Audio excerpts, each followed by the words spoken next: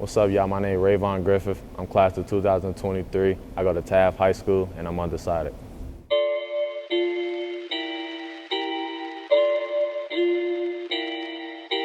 It's getting serious on this track, fam.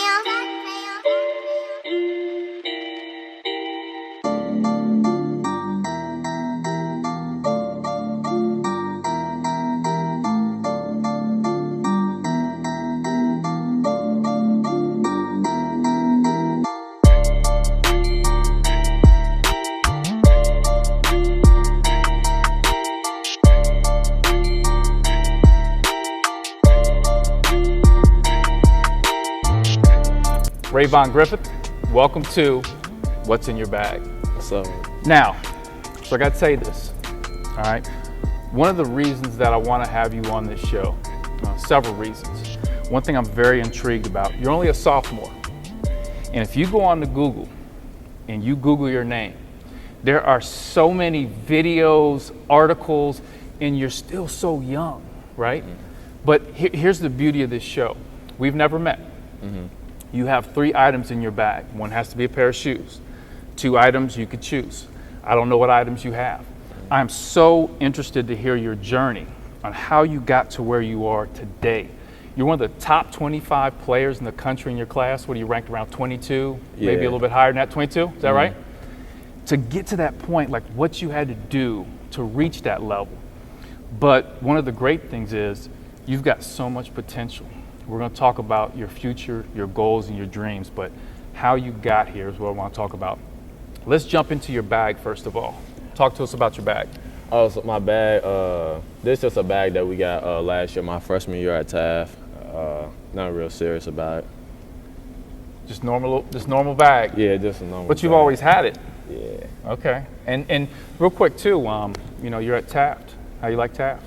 I'm loving Taft. I mean, I just like, when I was in 7th, 8th grade, I always watched Taft like play and stuff, and like they play so aggressive, so freely, so hard. And then like I just love their style of play. So like just being able to play for them, it's just great. And you feel like so far in your journey, being at Taft, the coaches and helping you progress, like it's really helped you grow as a player and a person. For sure, because like the coaches at Taft, they never tell you what you want to hear. Like they always tell you like what you like got to work on or something like that. Like even if you have a 40-point game, coaches still come on to you after the game like you missed this rotation. That's just what I love about it. And like they just never sugarcoat nothing. That's good. I like that. Let's jump into your shoes right away. I'm a shoe guy, Ray. All right, these some real old shoes, but they got a big meaning to it. Okay. These, the first pair of shoes I ever dunked in. Okay. Yeah. All right. And they all busted up now. I play a lot of games in them. The first shoes I ever dunked in. Ooh, so what size are these? These I think these are 10 and a half. 10 and a half. What size do you wear now? 14s. 14? Yeah. Wow, so wait. How old were you when you dunked it, when you first dunked it? I was in 6th grade. I can't remember. You were in 6th grade? Yeah, I was Something 6th like grade that? when I first dunked it. How was that feeling? Because most people don't dunk when they're in 6th grade. At all. I mean, it was crazy. I mean, the crowd went wild because I just got a fast break, and then I just went up and then I dunked. The crowd went wild. And, everybody didn't believe I was in 6th grade, but right. I mean, nobody really does. So I mean, it was crazy. That's dope. So these shoes here, what are these? Why this colorway? I played for an Orangeman team called Orangeman Elite, so we Yeah. was orange and black and white. So coaches gave me a pair of these because like back in the day I really couldn't afford like any shoe I really wanted. So coaches gave me a pair of these and I just rocked out with them. Yeah. Let's talk a little bit about your game. So you're 6'5"? 6'6". 6'6". I'm sorry. You gotta get that right. So talk to us about your game. How do you describe your game? If no one has ever seen you play and said, Rayvon, tell us about your game, please describe it. I describe my game a high motor, a player that never stops, a player that like to do the dirty work, a player that like to do things other players don't want to do. Like what? Play defense, get rebounds, dive on the floor. Scoring gonna come. God blessed me with the ability to score and a height, but He ain't blessed me to do the dirty work. That's something I got to do on my own. Where does that come from? That comes from my family and like where I came from. And that's cool because someone at your level right now, we said you're, ranked 22 in your class, people could just tell you what you want to hear, right? Say, oh, you're good, but your family's telling you you've got to do the other things, not just the things that get you all the hype with the points and all that. Yeah, all the time. My brothers, my dad, my mom, they always tell me like, you haven't accomplished nothing yet, Sure. Like, so like every time I hit the gym, you gotta like work like it's your last, and every time you hit that court, especially with the COVID going on, so you never know, like they can stop it at any moment, so just give it all at your court and do all the dirty work. So you are second in scoring in the CMAC, correct? Behind Paul. You are top 5 in assists in the CMAC. So talk about that. You like to distribute the basketball. I think you're averaging close to 6 assists a game. Yeah, we got a real good team this year, and we got a lot of shooters. So man, shout out your teammates, man. Oh yeah, shout out my boy ATL, my boy Dylan, my boy Brandon. Big Funky Johnny. Big Funky. Yeah, Big Funky. I like that. But his real name J Marco. Okay. Yeah, we got a lot of shooters, and I know the points gonna come. So like early on, I try to really get my team involved, and just trying to find them because it's like a team sport, and you can't do it without your teammates. Absolutely. So, if you were to say there was a player, let's say in the NBA, that you model your game after, who would that be? I feel like Giannis, because I feel like Giannis like finish real well around the rim, and I feel like I can like get to rim like with ease sometimes, and I can finish real well around the rim. And he still got to work on his jump shot. I still got to work on my jump shot, and his handles getting there, my handles getting there. So. Okay, I like that. Yep. So do you shoot a lot of threes? Yeah, I shoot a lot of threes, but my threes like they really elevated over my time playing. Okay, you put in the work. So talk to especially the young people. We got a lot of young people that watch this. Okay, and they try to take away different nuggets from the person that I'm interviewing. So give the young people some nuggets as far as you right now being a sophomore, the level you're at, the work you had to put in. Like what do you do to reach that level during the off season, between games? How much work do you put in? Because people might think it might come naturally for a 6'6", player with your athleticism. It just comes easy to you, but you work at it. Really, just stay patient. Just wait your time and just put in the work like when nobody watching. Because it's always somebody watching. But at the same time, even when nobody watching, they always watching. So. Growing up, I didn't even like want to play basketball. I didn't really start playing basketball until like 5th, 6th grade, and so like it all came out of surprise. And I just put in the work when nobody was watching, and then it's my overall. Was there another sport? Oh yeah, I played football growing up. Okay. But the reason I started playing basketball is because my good friend BJ passed away, and his dream was to get to the NBA, play college ball and stuff like that. And I just feel like I'm fulfilling that dream for him. Okay, I like that. Okay, so the shoes, that's your first item. Let's jump into your second item. All right, my second item, I brought my T-shirt. We just launched my clothing brand, Last Hope, R3G, Rayvon Griffith. Entrepreneur. So I brought a shirt like this. We can't really like sell shirts or nothing like that because of the NCAA, rules and stuff like that. So yeah, right now we just like sometimes we're gonna raffle off shirts, give shirts to fans and stuff like that. So okay, nice. Now in this picture here, this drawing of you, we got the hair. So the hair is definitely a trademark. What's the story? Any story behind the hair? Growing up, like when I was a baby and stuff, I had long hair, I had braids and stuff, and then like my mom got tired of braiding it and stuff, so she just cut my hair off. And then, so like I had waves for a real long time, and then my mom finally let me grow my hair out, but she said you gotta keep it together and stuff like that. So like I just grew my hair out. First I had a box, and then it just went all over the place. Then got nappy. Now I can't do nothing with it. Yeah, and like people recognize you right away when you walk in because of that. You ever thought about cutting it off? I feel like if I cut it off, I feel like I won't be Rayvon no more. Yeah, it's part of your brand. Yeah. I respect that. Let's go back to this T-shirt here, and you talk about launching this and part of your brand. A player at your level, getting the attention. Like I said, you can go to Google search and there's just so much on you, YouTube videos. Do you feel any pressure? I mean, growing up, I always had pressure, but like I don't really feel it, you know? Like the pressure's already been there, but I just don't really feel it, and I try not to feed into all the attention and stuff. Like I see everything. Like every time somebody posts me or something, I look at the comments, either they hate comments, love comments. Like I always pay attention to stuff. Now, why do you do that?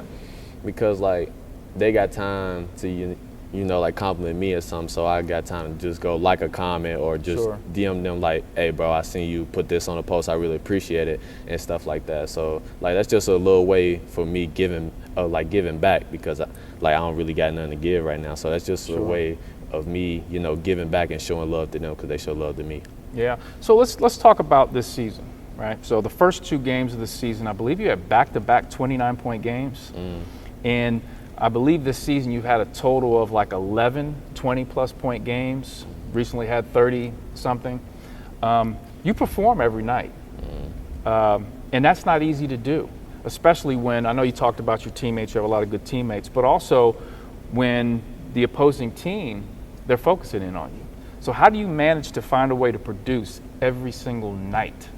Just knowing that a team coming in focus on me, like they know, like since I scoring 20 plus points a game, they know I'm gonna try to get my 20 plus, but they don't know that I'm not really doing that, you know, like that just sometimes come naturally, and like that just come out like running a play or something, but they don't know like I'm really a pass first type guy, but like if I gotta go get a bucket, I will. Yeah. So like that's just me. Like shout out Coach Jarvis, he tell me every game, just be patient, like it's gonna come, you know. And then I just been being patient, you know, try to recognize the defense and what I could do to you know, get the points or get the pass to my teammate. Yep, I love it.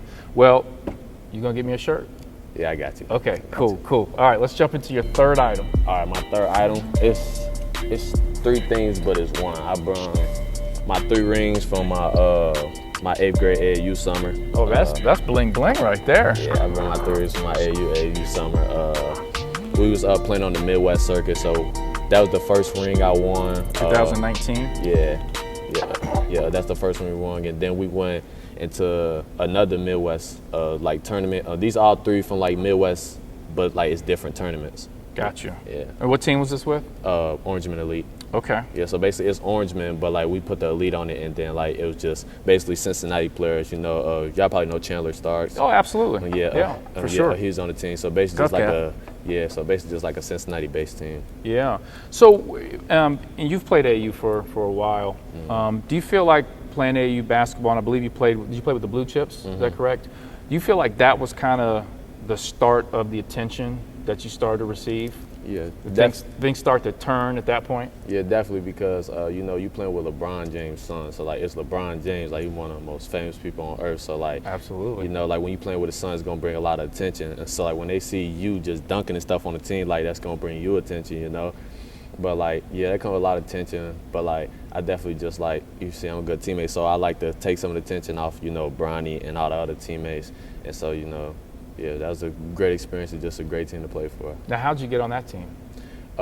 One day, you know, like I was like a 7th grader dunking, so you know that's like that's really rare. So like the CEO texted me on Instagram, and they asked me, "Do I want to play with the Blue Chips?" At first, I said no, because I'm a real like loyal guy, so I was trying to play with the Orangemen and just stick with them. And then like I told them to like just hit on my brothers and stuff, and then my brothers and them just told me like, this could be like a good thing for you. Just go out there and just get a practice in, and then just see if you like it. And then if you don't like it, you ain't got to run with them. I went out there and I loved it. Yeah. So then I just started playing with them. What'd you love about it? Just love like the intensity, and like that every time like I went out there with them, we always play like a high school, and like they just, you know, just get us better and stuff like that. Sure. So there was a lot of focus in on that team. Obviously attention with Bronny. Did that help you as a person for now with all the attention you get? For sure. Like I just like, since I had a lot of attention when I was younger, it's like I still go back and watch some of them videos of when we was with the Blue Chips, and like, dang, how did I handle that? And then I try to remember, and then I just take that, and then with me maturing now, I just put those together. And how old are you now? 16. 16. Okay. You're pretty mature in handling things, I think, pretty well for your age. What was that like playing with Bronny? It was great, because like he like a pass first type guard, and you know he like pitch it out, hit the three every time. So yeah, he's like an elite player. It's great. And he seems like, I don't know Bronny, but he seems like a great kid. If you really think about all the attention with that family, you know, his dad, he could be a certain way. And it doesn't seem like he's that way. He seems like a real good kid, very personable, enjoys being around, you know, fans and people. Yeah, he just like us, you know. He just like me and everybody else that was on the blue chips, you know. He just was raised a little different with his dad being the way he is, but you know, he still like, you know, just kept his head and, you know, just kept his friends around him. Yeah, you still talk to him? Yeah. Okay, that's good. Now let's talk about, we talked about Bronny and his family. Let's talk about your support system. Yeah, my support system is really like my two brothers. Shout them out. Oh yeah, my two brothers, Stacks and Fleet. Shout out to them. They do everything for me, and my mom and dad. And, you know, my AU coach, Coach Trey. You know, just like Taft, like they never tell me what I want to hear. Like my mom do, because like I'm the youngest out of 8, so you know I still got that little baby treatment. But you know, my dad congratulate me every now and then. But like before a game, my dad always tell me, you know, take their soul, you know, because like he says, no friends on the court. Even when you playing against your friends, you know, that come after. And then my brothers always tell me, like what I did last game, do better this game. So. Yeah. And as we look at these rings here, these 3 rings you have here from AAU, in your future, let's talk a little bit about your future. You could win maybe some college rings, maybe eventually go on and win some NBA rings. So there may be some future rings. Have you thought a lot about, you know, college in the NBA? Do you think about that, or do you stay in the present right now? Right now, as we in the playoff, I'm trying to stay in the present. But like just seeing college teams on Instagram and stuff, I just always think about it and like think about the teams that offer me and stuff. You know, it's just always like bubbling around in my mind. But at the same time, I just try to focus on what I got going right now and knowing eventually that it's gonna come back around and I have to make a decision. So. Yeah. What's your goal? Let's go back to Taft real quick. What's your goal at Taft High School? Right now we just one sectional Saturday. So, you know, we're trying to take it game by game. Additionals this Saturday coming up. So right now we're just trying to take game by game and hopefully, you know, make some special happen. Yeah. And college, I'm sure you have a lot of college offers, and by the time you finish, you probably could choose, if you stake the course and do what you're supposed to do, you potentially could choose from almost any school in the country. How's that feel? I mean, it's crazy because like when I was just a little young kid, you know, I never thought that a big college like that would just want me to play for them one day. And I mean, it's just crazy, and I still just can't believe it to this day. How many offers would you say you have right now? I can't remember, but I think I got 10 plus, I think. 10 plus as a sophomore. That's pretty impressive. Even bigger picture, the NBA. And, you know, when I was a kid, I used to shoot in the backyard and dream about playing the NBA, just like a lot of kids do. I'm sure you have as well. But for you, I think your path could lead to that. Do you think much about the NBA and playing at that level one day? For sure, because when it was a dream for BJ, he passed away, it became a dream for me because, like, when I started going to sleep, I just started, like, thinking about him and started thinking about the NBA and stuff like that. So, like, it just really became a dream for mine, and like just thinking about playing for an NBA team, taking care of my family, getting them to a better environment. I just think about that like every day. So, okay, let's talk about how are you going to get there? And this is another gold nugget for all the young people out there. How are you going to reach those levels of high-level college, Division I, the NBA? And you said you have a lot of truth tellers in your life, meaning people that tell you the truth, not always what you want to hear, but those truth tellers.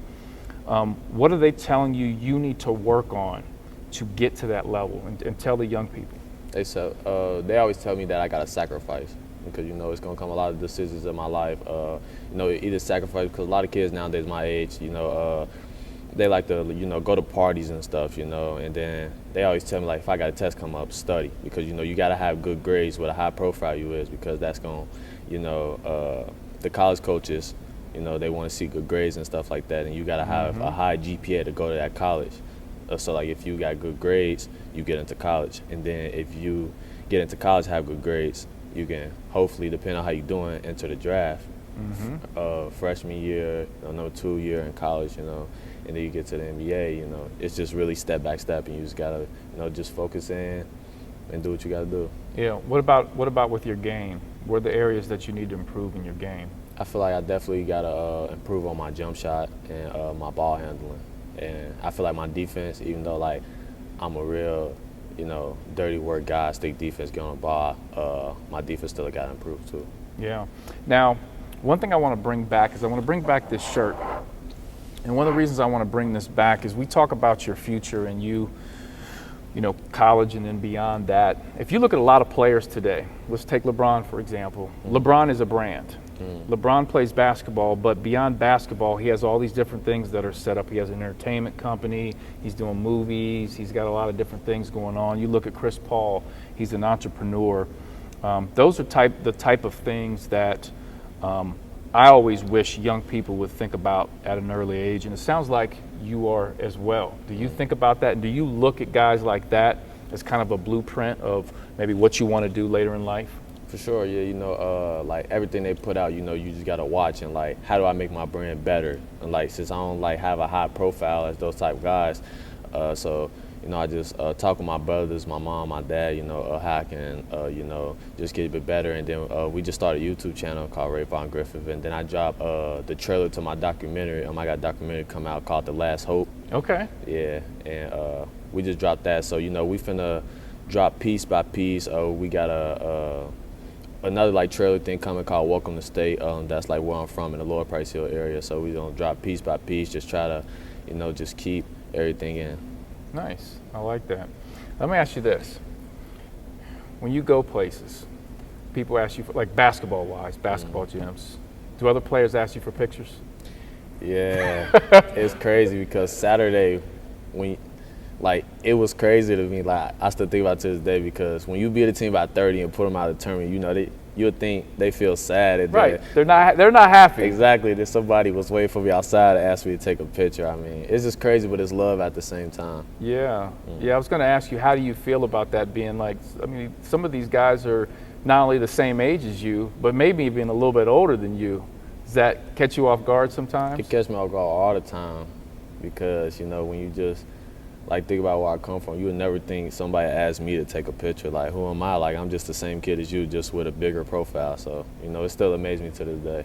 Yeah, and hopefully you sound like you're gracious and you always take the pictures with everyone. For sure. And hopefully you continue that along your process, however big you get, to always remember that. And I'll tell you a quick story. I've had several occasions where I've been around Floyd Mayweather. And we've moved different places and gone places. And of course, when people see him, they go crazy. And I'm telling you, he says hello and takes pictures with everyone. Like, people come running, hey, can I get a picture? Yeah, sure. And he always does that. And he was just like, man, it's so important that you treat those people that support you and you treat them well. Always remember that. So I'm giving you a nugget. All right, always remember that. Now, if there's a famous person that you'd want to take a picture with, who would it be? It got to be Russell Westbrook. Russ, he's your favorite? Yeah, he my favorite. Why is that? I just like his intensity. He plays so explosive. He plays with an attitude. Yeah, he does. Nobody friends. And he just got that killer mentality. Yeah. He gets into it with somebody every game, doesn't he? Yeah, he gets to it every game. It'd be crazy. He doesn't care who it is. There's it's like he doesn't hang out with anybody in the off season. It seems like, because he's always getting into it with somebody. Now, you've never met him before? Never. Who's the most famous person you've taken a picture with? Probably LeBron. LeBron? Yeah. How was he when you met him? When I first met him, we was at his house. He yelled at us because he had the, he tried to sleep when we was downstairs, making a lot of noise. He yelled at us and stuff like that. But, he just a cool guy. He just like me and any other guy. Which house? You probably got 8 houses. We was in Akron. Okay. You haven't been to the L.A. house? You got to get out to the L.A. house. For sure. And let me know how that is. Last question I have for you, and I've not really done this with any other guest. Music-wise, when you are getting ready for a big game, right? Most players got their headphones and their beats or whatever, and they're listening to somebody. Who are you listening to get you hyped for that big game? It's probably gonna sound weird, but I listen to a little bit of everybody. Like sometimes, like Saturday, I was just listening to some country music, you know. So I'm real flexible with my music. Yeah, Wait. to my music. So like sometimes I listen to country music, or I listen to my brothers, or I listen to like. No, I'm not letting you go past this real quick. Ray, can we go back to the country? Okay. What got you into country, and what country songs do you listen to? I don't know. Like when you just hear a country song, you're like, damn, they got a nice little vibe to it. And, you know, Saturday I was listening to Big Green Tractor. yeah, they give me good. Like we was at a locker room. I was like, let me play a song. And I turned that on. Everybody looked at me, and then like they heard the song, and then they started jiggling with me. So. And they were feeling it. Yeah. You know, I was not prepared for that. Yeah. I was not prepared for that at all. But I appreciate the diversity of music, and you liking that. Any other artists? I listen to a lot of, BUSA, my brothers, they rap and stuff like that. I listen to a lot of Lil Durk, King Von, T Grizzly, just all the, known rappers right now. They got a good flow. Right, and that gets you hyped. Okay, I love it. Well, Ray, just to kind of touch back through your items, your shoes here. I like that you pulled, this was kind of like the start of it, right? Yeah. That was the start of it with the dunk, and then the progression of from that first dunk to now, and you having your own brand and kind of your own, identity. You got the hair, and you took us back to the rings and how important AAU is. And AAU basketball, and I always tell people this, AAU basketball is so important for young people because it's that time in the off season to really work on your game, where you can go, and tell me if you agree with this. You go to an AAU tournament, right? You could play 5 to 6 games that weekend, maybe more, in a championship game. You have so many opportunities to have success and have failures on the court that you can improve on. And if you don't play well one game, 2 hours later you got another game, and you could work at it. You agree? I love AAU basketball, just the environment around. You feel the same way? 100%, because in high school basketball, you play Saturday, then you never know, like it depends on your schedule. You go play next Saturday, so you gotta wait a whole week to play. AAU basketball, you probably have 9-point game, not play that well, and then you turn around, just like you said, 2 hours later, and then have a 40-point game. So it's just like, and then you go work out, and then you could try a move in a game like a couple days later. So yeah. And you get to be around, you get to see other players that maybe you've never seen before. You get to see something they do and say, you know what, I can take that and apply it to my game, right? Sure. You meet new people, and people get to meet you and follow you on Instagram. You have like 77,000 followers, yeah. Right? That's a lot of followers, man. Sure. Yeah. Well, listen, I'm glad, with that being said, that you have 77,000 followers, and you've got your own YouTube channel and all that. You understand building your brand, but staying humble. And that's what I like with talking with you. I can hear that you want to stay humble during this whole process. You don't have a big head about everything. And if you continue that along your road and being really, really genuinely nice to people that support you, you're going to be very, very successful. I tell you what I love, man. I love to see people out of the Cincinnati area, the greater Cincinnati area, go on and be successful. You look at Jackson Hayes, Darius Baisley, who those guys, seeing them at the NBA level, that's got to inspire you. Definitely. I hit up Jackson and Darius. I slip up on his story all the time and be like, "Yo, bro, I just watch your game, bro. You played good." And then Jackson and they always hit me back like, "Yeah, bro, it's gonna be you one day," or something like that. Yeah. So you'll be the next one, and then there's gonna be somebody else hitting you up like that. Sure. That's in the shoes you're in right now. Sure. Right? You gotta reach back down and help them. Sure. Rayvon, man, I appreciate you coming on the show, man. Thanks. Appreciate you having me. Yes, sir. Yes, sir. All right, Ray. It's part of coming on the show. Most people's favorite part. Free food, bro. For sure. Got free food from Penn Station. You like Penn Station? I love Penn Station. I like it. Which one do you go to? The one in Clifton. Okay. What do you get? Philly cheesesteak. Yeah, I love Philly cheesesteak. Okay, good. Well, you can get plenty of Philly cheesesteaks right here, man. Give Penn Station a shout out for me, please. Thank you, Penn Station, man. I really appreciate it.